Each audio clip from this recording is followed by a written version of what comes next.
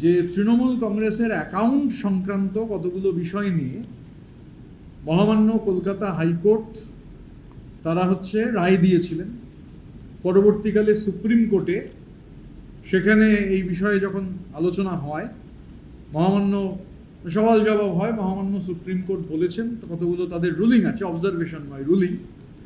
এই প্রসঙ্গে আমাদের, এবং আপনারা জানেন মহামান্য সুপ্রিম কোর্ট বলেছেন যে আমাদের এই যে আমরা অল ইন্ডিয়া তৃণমূল কংগ্রেস, আমাদের চেয়ারপারসন শ্রী অরূপ রায়, আমরাও জাস্টিস তালুকদারের কাছে আমাদের বক্তব্য আমাদের রাখার অধিকার রয়েছে।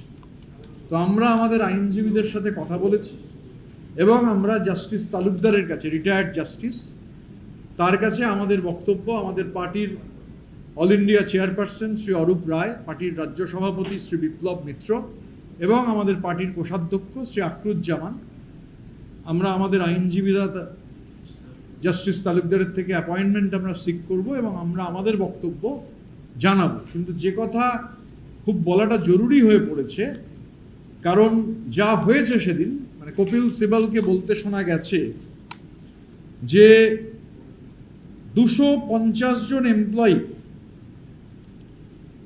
এবং সেই তাদের মাইনের পরিমাণ 53.23 লক্ষ, মানে 53,23,000 টাকা। এখানে একটু বলা দরকার, শুনতে খারাপ লাগলেও, যে কুনকি হাতি যেখানে ফিট করা থাকে, যদি ভালো করে দেখেন বেশ কিছু সংবাদ মাধ্যম লিখেছে 215 জন এমপ্লয়ি, অথচ আমি পুরো সুপ্রিম কোর্টের যে গোটা রেকর্ড তাতে কিন্তু রয়েছে যে সিবাল সাহেব বলেছেন 250, একটু কমিয়ে দেয়া হলো যাতে একটু শুনতে খারাপ না লাগে। এত দায়বদ্ধতা আছে তো কালীঘাটের প্রতি, আমি আসবো তাতে, ঘোষ, চ্যাটার্জি, কুন্ডু, আমি তাতে আসবো, সমস্যা নেই, আসতে হবে আমার, এই কুনকি হাতিদের নিয়েও বলতে হবে। 250 জন এমপ্লয়ির 53,23,000 টাকা নাকি মাসিক স্যালারি। বলা হলো 17টা অফিসের জন্য ভাড়া খরচ হচ্ছে 1 কোটি টাকা মাসিক। 250 জন কর্মচারী, তাদের জন্য 53,23,000 টাকা। 17টা পার্টি অফিসের জন্য 1 কোটি টাকা পার মান্থ। এছাড়াও contractual payment of to agencies providing office personal and security.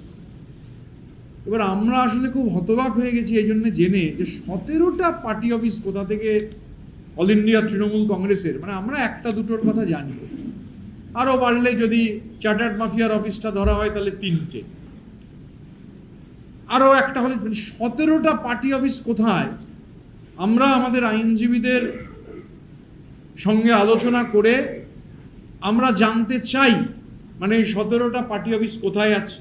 কলকাতায় আছে, রাজ্যের অন্য কোথাও আছে, রাজ্যের বাইরে রয়েছে, বা কোনো ওভারসিজ কাউন্টারও আছে কিনা, কোনো ওভারসিজ সেন্টারও আছে কিনা, সেটাও জানতে চাই। কারণ 17টা পার্টি অফিস, তার আবার 1 কোটি টাকা ভাড়া।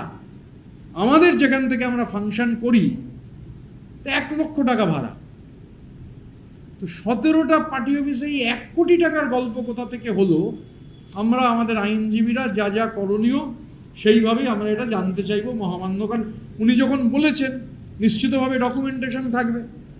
আর এই যে 250 জন এমপ্লয়ি রয়েছে যাদের মাইনে দিতে নাকি 53,23,000 টাকা লাগে, আমরাও তো পার্টি অফিস চালাচ্ছি, আমাদের পার্টি অফিসে কত খরচ হচ্ছে সেটাও আমরা জমা দেবো। এবং আমরা এটাও জানতে চাই, এই যে ধরুন এমপ্লয়িরা 250 এমপ্লয়ি, এরা গত 1 বছর ধরে কি এই টাকাই পেয়েছেন? গত 1 বছর ধরে তাদের কি এই টাকাই দেওয়া হয়েছে? এর মধ্যে গোস্ট এমপ্লয়ি নেই তো? মানে ভুতুরে সংখ্যা দেখিয়ে আবার মানি লন্ডারিং বা মানি সাইফনিং করতে চাইছেন কিনা আমাদের যথেষ্ট সন্দেহ রয়েছে। 17টা পার্টি অফিস, এবং আমি নিশ্চিত এর মধ্যে নিশ্চয়ই ওভারসিজ কাউন্টার থাকবে।